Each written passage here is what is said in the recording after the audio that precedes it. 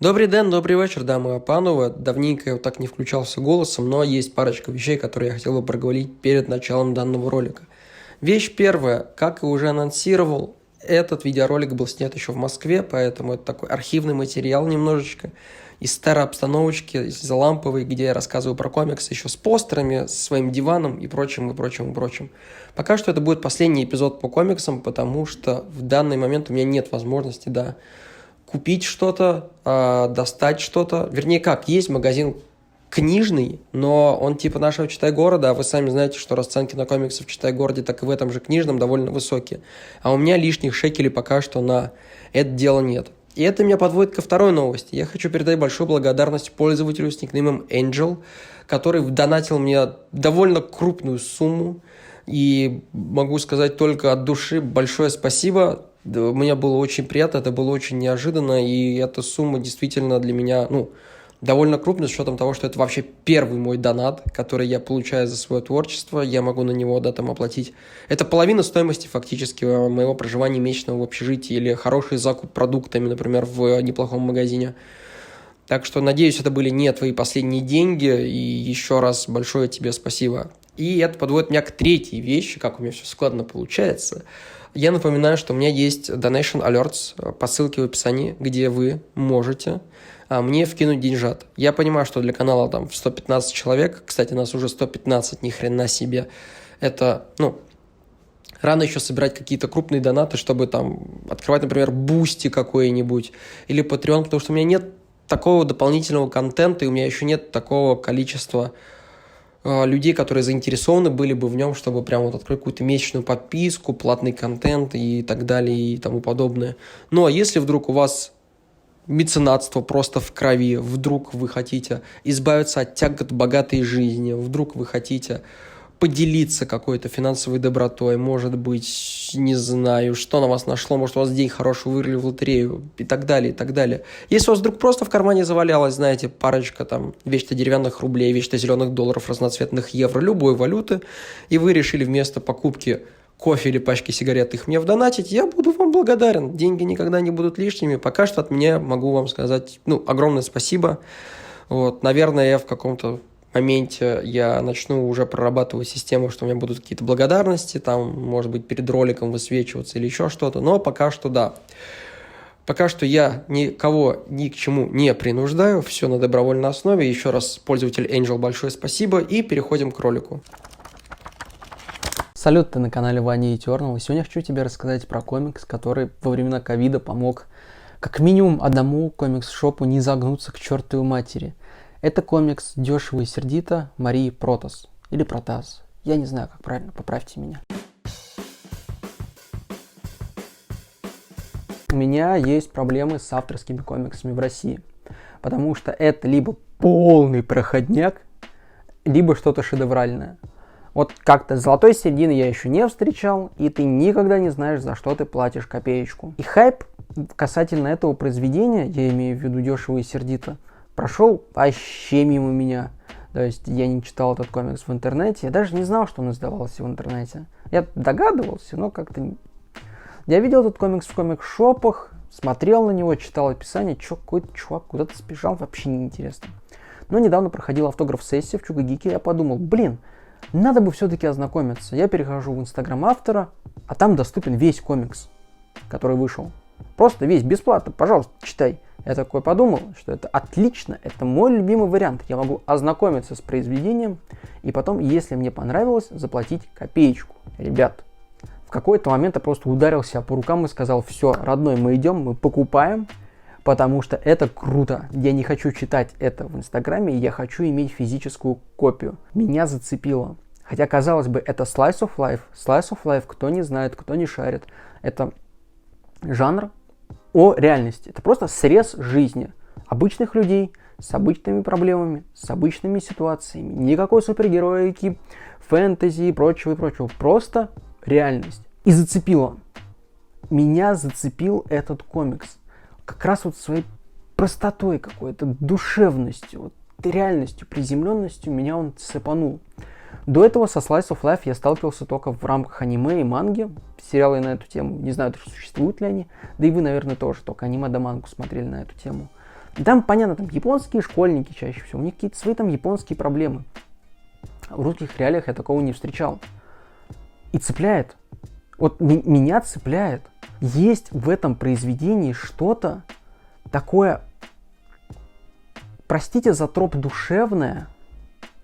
Возможно, это именно сочетание самой истории, персонажей и художественного рисунка, с художественной стилистики автора. Ну, короче, я зафанател. Ну, что говорить, если сидел я в Инстаграме, прям читал этот комикс, я прям был в восторге. Сюжет прост, но и не прост.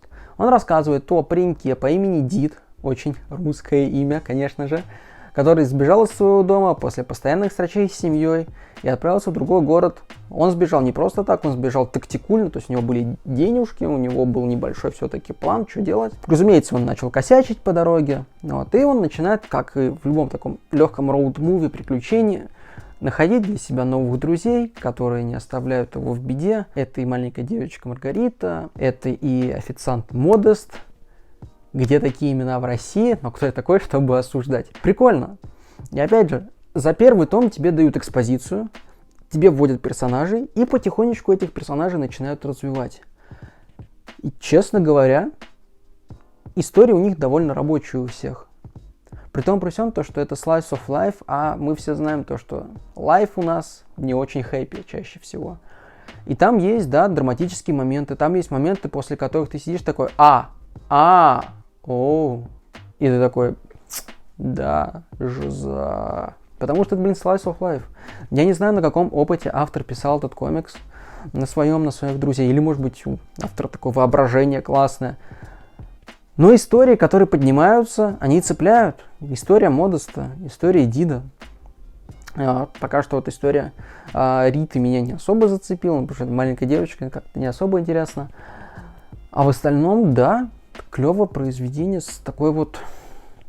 Я буду повторяться. Душевное. Оно обладает чем-то таким, что тебя цепляет, что отзывается в тебе. И это очень круто. Часто этого в комиксах нет, а здесь оно есть. Я не могу стороной обойти, разумеется, вопрос визуала. У автора есть свой стайлак. И это стайлак крутой. От композиции до выбора цветов. Особенно в сочетании с сюжетом и рассказываемой историей. Просто пушка-бомба. Клево все. Клево построение диалогов. Клево проработаны какие-то мелкие детали. Звуки. То есть это не просто звуки грома, а звуки небесной битвы. Там что-то такое. Создается мир. Не просто который похож на наш, но это вот мир, базирующийся на нашем, но с авторской точки зрения, с авторской призмы. И это прикольно. Отдельно я хочу сказать, что для веб-комикса, который был напечатан, он классно сверстан. То есть, когда ты читаешь комикс, ты не просто смотришь какие-то панельки, а ты смотришь панели клево расположенные. Иногда это несколько фреймов на странице. Иногда, да, это параллельно расположенные фреймы, когда это диалог. Иногда это полные развороты, могут быть вертикальные, могут быть горизонтальные. Я давно такого не встречал, и меня это очень радует. Потому что это разнообразие. Это прикольно. Это показывает, что человек заморачивался на всех этапах производства данного произведения. Здесь также есть дополнительные материалы в этом комиксе, а для меня отдельный услада, потому что в нем есть автограф. Хоть я и не был на автограф-сессии, но, видимо, за мной где-то приглядывают. И у меня получилось достать комикс с автографом, и я рад этому. Кто-то может упрекнуть этот комикс, наверное, если прям докопаться, в том, что он слишком какой-то положительно, может быть, даже инфантильности. Но это вот прям если совсем докатываться. У меня просто с этим есть проблема. У нас как-то вот либо совсем сказочно, и прям вот все у героя получается, все у него клево, ребята ему на пути встречаются клевые. Либо прям вот чернуха какая-нибудь балабановская или быковская, что вот прям вот тебя воротило и отвращение. Здесь этого нет. Здесь есть истории, да, то, что герою где-то везет, что он встречает в нужное время нужных людей. Но это, наверное, показывает то, что, возможно, даже в нашей стране не без доброго человека, который тебя поддержит в минуту, в трудную, который поможет, даже если он тебя не знает до конца, с которым там знаком всего несколько часов. Это вдохновляет как-то, это вселяет какую-то надежду, что ли. Я понимаю, что это очень хвалебный отзыв получается, но сложно быть предвзятым к комиксу, который тебе понравился, и ты от него этого не ожидал даже. И я не устану, я в 5-й, в 10-й раз буду говорить, что когда ты обсуждаешь что-то, что обладает своей какой-то искоркой, которая тебя зацепила, ты не будешь никогда объективным. Ваше мнение субъективным, что вы не сделаете. «Дешево и сердито» — это отличное произведение, которое стоит каждого рубля. Я обязательно куплю 2-й, 3-й том.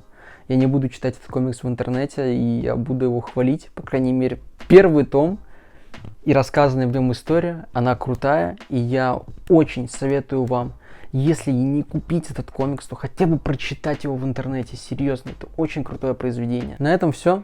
Большое спасибо, что ты посмотрел этот видеоролик. Особенно тебе большое спасибо, если ты досмотрел его до конца. Подписывайся на канал, если еще нет. Прояви какую-нибудь активность, если хочешь. Я тебя ни к чему принуждать не буду. А так, до скорых встреч. Увидимся в следующих эпизодах. Пока.